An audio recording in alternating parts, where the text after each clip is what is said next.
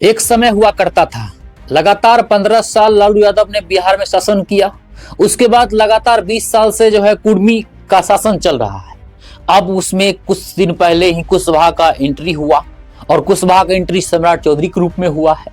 कहा जाता है कि कुशवाहा का इस बार का विधानसभा के चुनाव में जिस ढंग से कुशवाहा वोटर ने बीजेपी और एनडीए के ऊपर अपना पूरा विश्वास जताया, वही दूसरी तरफ अन्य समाज के लोग, जो भूमिहार समाज हो, चाहे ब्राह्मण समाज हो, राजपूत समाज के लोग बढ़ चढ़ के एनडीए को जिताने का काम किए हैं।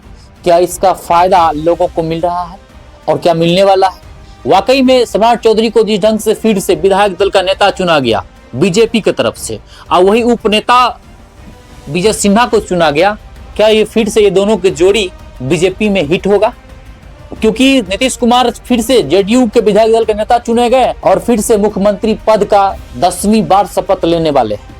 आप इस चीज से अंदाजा लगा सकते हैं नीतीश कुमार के कार्यकाल को कैसे लोग स्वर्णिम इतिहास में याद किया जाएगा।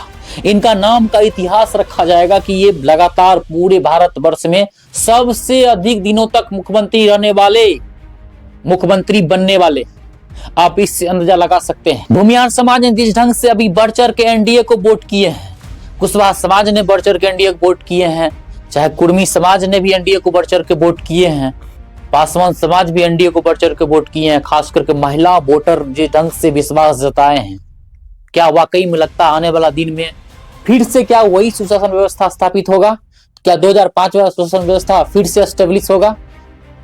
ये बहुत बड़ा सवाल है, क्योंकि वर्तमान परिप्रेक्ष्य में जो सुशासन की काम चल रहा है, प्रशासन की जो रवैया चल रहा है, ये वाकई में ऐसा 100% एक्यूरेसी के साथ कह सकते हैं कि अब सच्चाई है।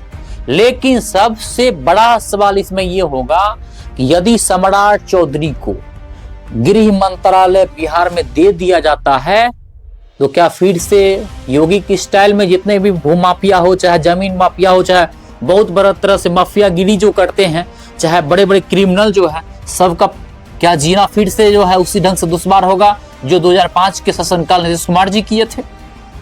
क्योंकि बहुत सारे विपक्षी दल के नेता ये मना रहे हैं नीतीश कुमार जी गृह मंत्रालय आप अपने अंदर रखें, लेकिन यहाँ बीजेपी के द्वारा लगातार मांग किया जा रहा है, एक स्पीकर का भी मांग किया जा रहा है। स्पीकर जो है समझ लीजिए कि लगभग जो है कहा जाता है बीजेपी के तरफ से ही रहेगा स्पीकर। लेकिन अब ये चीज को कयास लगाया जाता था कि विजय सिन्हा को स्पीकर बनाया जाएगा, लेकिन विजय सिन्हा को स्पीकर नहीं बनाया गया, उन्हें डिप्टी सीएम ही फिर से रखा गया।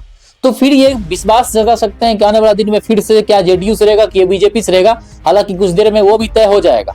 लेकिन दूसरी सवाल इसमें यह हो जाता है कि सम्राट चौधरी के काम करने का तरीका और जिस ढंग से उन्होंने बोलते हैं, कुशवाहा समाज की एक स्वर्णिम इतिहास कहा जाता है। कुशवाहा समाज के लिए एक बहुत बड़ा, एक मुखर के बोलने वाला एक ही मात्र नेता है, जो कि लगातार जो है हमेशा जो है किसी भी वर्ग शोषक होता है खुल के बोलते हैं। लालू परिवार के ऊपर हमेशा हमलावर रहते हैं। क्या फिर से इन्हें देश के जनता जिस ढंग से जो है और खासकर कुशवाहा समाज के लोग इनको जो चाहने वाले लोग हैं, हालांकि कुशवाहा समाज के चाहने वाले लोग उपेंद्र कुशवाहा को ही मानते हैं। सम्राट चौधरी भी बोले हैं कि नेता हमारे उपेंद्र कुशवाहा जी हैं। सम्राट चौधरी सीनियर हैं तो उनका रिस्पेक्ट भी करते हैं। तो आप लोग अपना राय देकर के देखिए क्या लगता है, लव कुश समीकरण फिर से पूरे बिहार में हिट होने वाला है? अपना राय देकर इस वीडियो को शेयर कर